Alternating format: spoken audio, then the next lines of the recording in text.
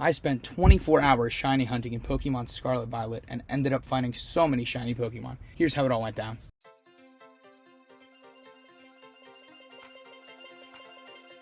Between shiny sandwiches outbreaks and the low odds in Gen 9, finding shiny Pokemon has never been easier. And whatever shinies I catch during this challenge that I already own, I'll be giving away to you guys.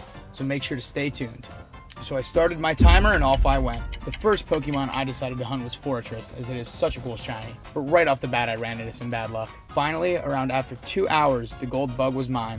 Next I saw a Frostmoth outbreak and set off to catch myself a shiny Frostmoth, which is one of my favorites because I just love green shinies. Unfortunately for me, the bad luck continued. I ran back and forth in the snow for another couple of hours looking for it, but was surprised when the shiny Lokix appeared instead. I caught it and went back to looking for Frostmoth. Another hour came and left and I was still unable to find the green moth, but once again a random shiny appeared, this time being a Cubchoo. He's such a funny little Pokemon, and the purple shiny version of him looks even better. Eventually, the Frostmoth took way too much time and I gave up on it, but not before leaving with these two guys. After that, I wanted to get myself a shiny Klawf. He's one of my new favorite Pokemon from Gen 9, and his blue shiny is just so cool.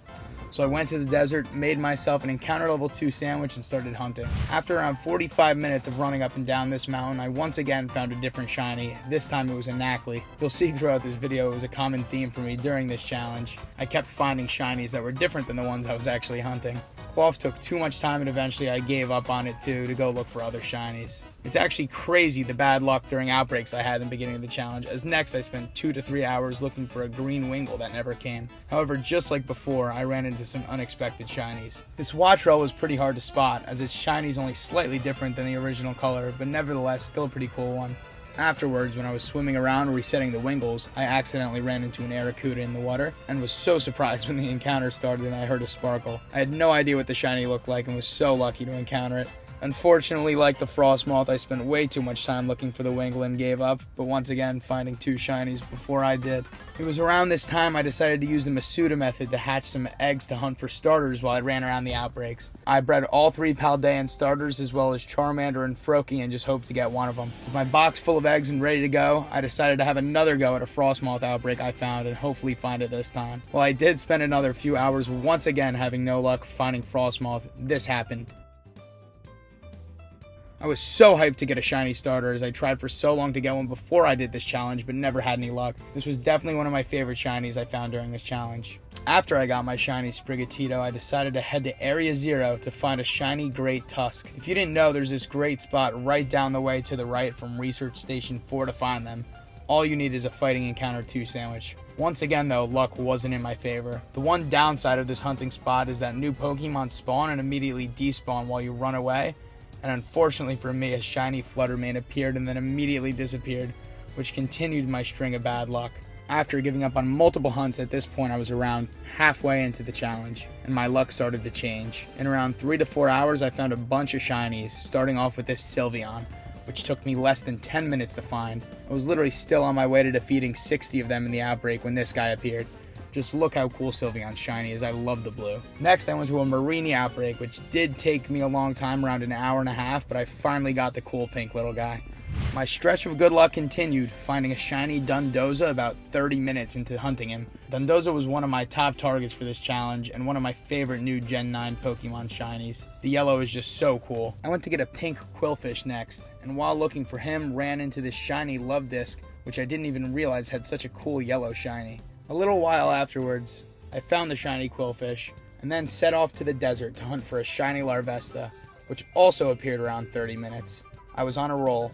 If you guys weren't aware, there's this really easy spot in the desert on the right side of the map to get shiny Sableyes as well as Larvitars or Bagon, depending if you're playing Scarlet or Violet. So I set off there to find myself a shiny Sableye, which took me just 2 encounter sandwiches to find him, and he's also got a really cool gold shiny. The last shiny I found during this stretch of luck was this Chansey, which took around 45 minutes after I found it in an outbreak, which I caught in a nest ball because I thought it matched nicely.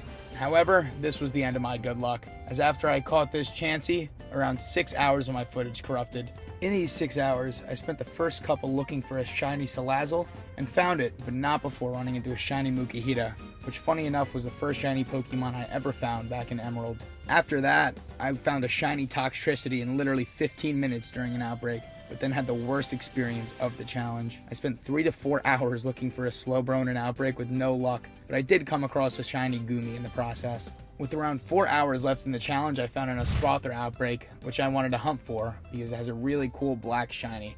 After around an hour, I found it. Then I came across a Dino outbreak, which was super lucky as I've read online that it's a pretty rare one. I got even luckier to find it after only 25 minutes, especially because hunting in this cave is a nightmare. As time winded down in the challenge, I went for my last outbreak hunt, which was for Ampharos, which has such a cool pink shiny. This took me a little bit, but I eventually found it.